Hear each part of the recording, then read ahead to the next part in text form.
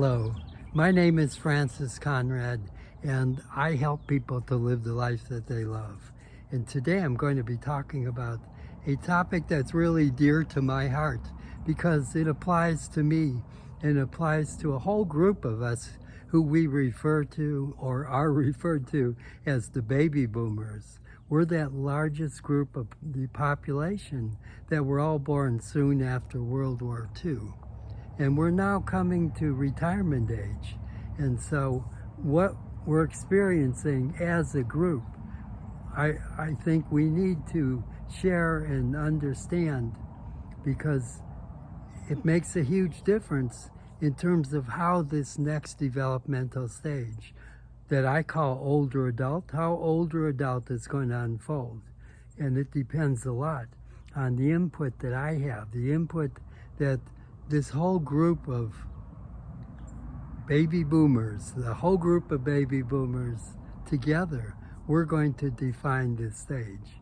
Now, what's nice about this group is that if you think back to the 60s, a lot of us used to think of ourselves, as having the age of Aquarius at our disposal and that we could change and improve anything in the world. Well, we thought that, and I think that we sort of set it aside. Most of us basically left it go throughout our whole adult life. But now that we're becoming older adults, I think it's catching back up to us, and it's like, you're not done.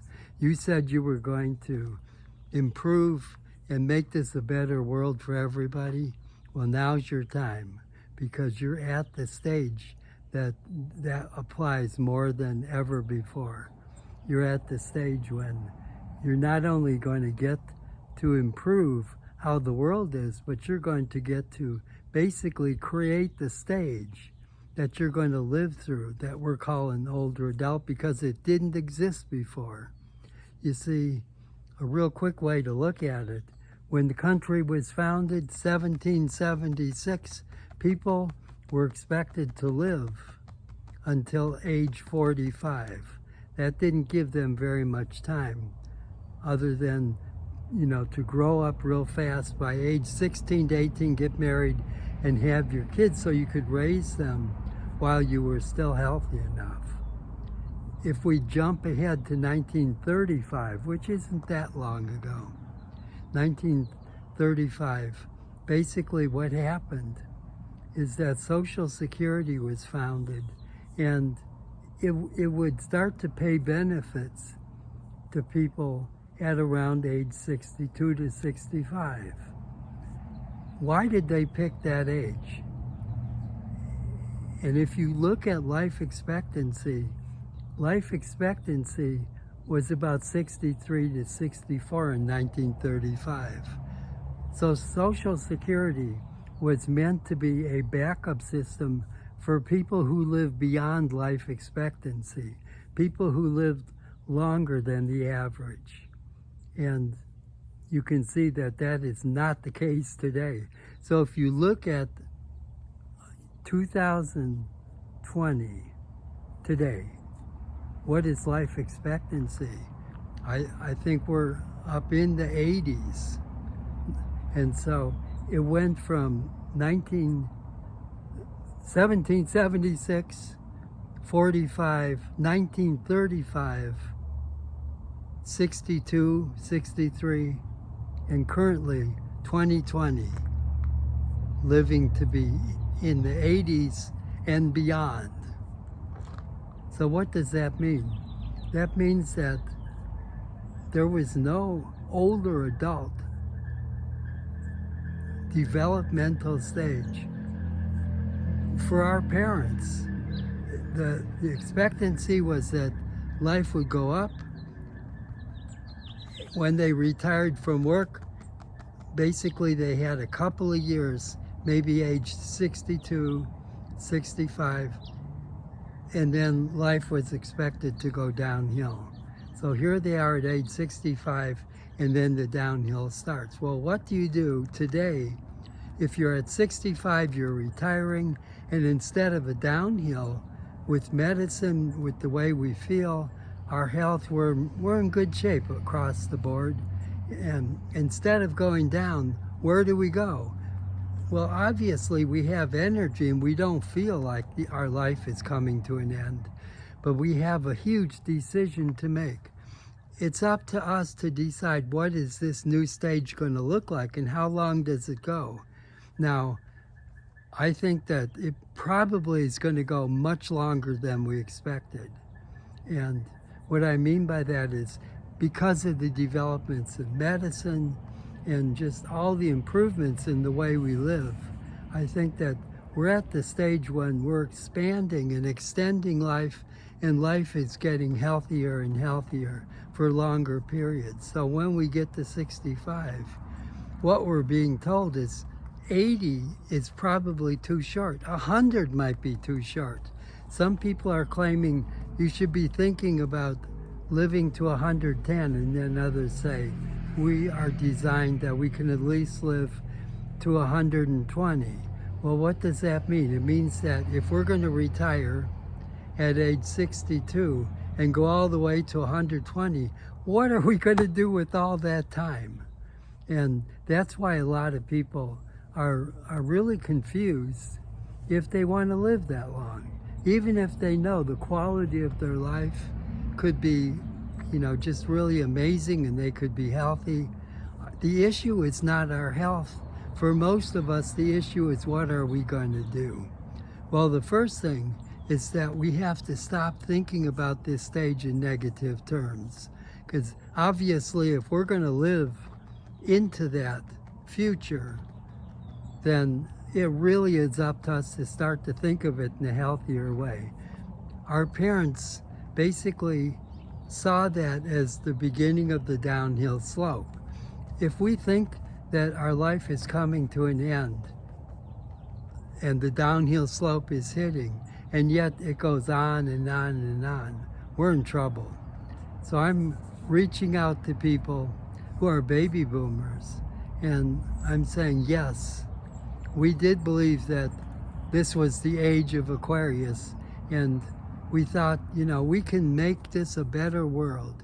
The truth is we can, and the opportunity has been waiting, and here it is. The opportunity for all of the baby boomers is wake up, we've got all this time. How can we fulfill on that promise to make this a better world? So I'm going to say just a few things about it. And I'm basically expecting that we're at such an early stage of, understanding this that we really have no idea. But we need to start somewhere. It beats retiring and going through what I did. It beats feeling like I don't know who I am. I don't know, what I'm going to do. If I have this much time and I'm going uphill, then I begin to look at that differently, and I begin to think about, well, I have the time, I've got the energy, I'm healthy enough, then what is my new purpose? What are my dreams? And by starting to reconnect to a life that's attached to dreams, that's attached to a purpose, then what happens is I begin to see how I can get up in the morning and really look forward to my day. Instead of feeling like, what am I going to do at the time?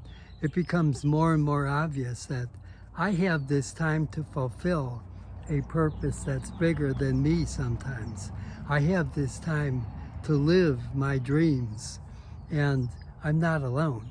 I have this time to join with other older adults to create and invite more and more of people in our group as they're entering older age, to invite them into an understanding of how to make this the best part of their life, to really make it an opportunity.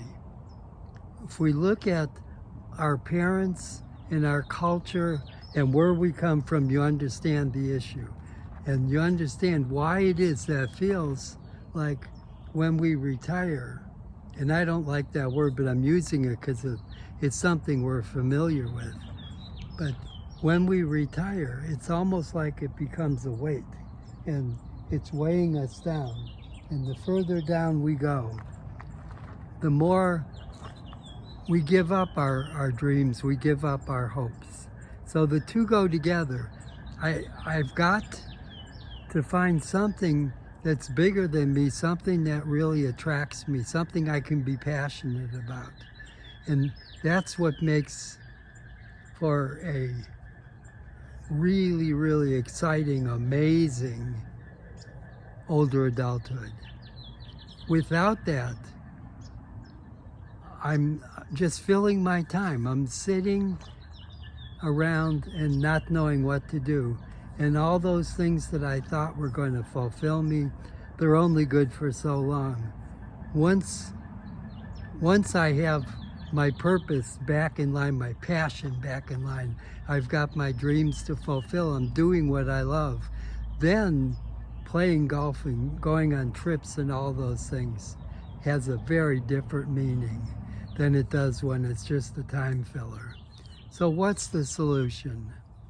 Number one is to realize that nobody, up until this time in history, nobody as a group has had such an opportunity for this whole development of a stage that didn't exist. As we get older and live longer, we're living into a stage that's being explored for the first time. So the first thing is it's up to us. It's up to us to decide what that stage is going to look like, and to do it from a place of opportunity, a place of possibilities that never existed, and to think creatively and to think big. That's where we join with each other to, as a group. The baby boomers have always had that sense that we can change the world, we can make it a better place. Well, now's our time. We can change the world, and we start with how we can create a life and really benefit not only ourselves, but all those around us, and especially those who are fellow baby boomers who are following us and first entering. We can help them to know how to deal with this stage. The second thing that is equally important in terms of how do we create the life that we want, and I'm calling that story. It's time for us to reinvent a whole new story, to take those things in our lives that might have seemed like a turn that was negative, or a story that we use to limit ourselves, a story that doesn't represent me at my best, a story that I was going to say makes me a victim. And that is a story I lived into for years. So I guess making me feel like a victim, making me a story that defines me as less than I am. None of those stories are going to do it. Those stories are designed for me to go downhill. So what's going to do it? What's going to lift me into a possible future that I love, that I can share with others in my life? That's going to be a story that takes all those things that I thought I didn't have, that I was not good enough, that held me back. And my new story is to look at how all of those become opportunities for growth. All of those help me to understand who I am, because those stories show me that I'm really missing something, and it's time for me to identify not only how to give it, but to really live it, and to start to share that so I can see new stories for those who are around me, for my family. This is where I contribute to others. This is where my life becomes bigger, by becoming helpful to other people, to not only my family, but to so many people. You see, we're in this together. That's the new story. We're a global society, and we're expanding and growing and developing, always developing new and better ways to be healthier and to think differently than with the smallness that we did in the past. And so it's our time, baby boomers. It's our time to create a better world. It's my time to create the world that's unique to me, and I do that on my videos. You're going to see baby boomers doing it in every way possible, sharing and contributing and globally connecting and helping us all to see that we can and we definitely are here for the purpose of creating a better world. So,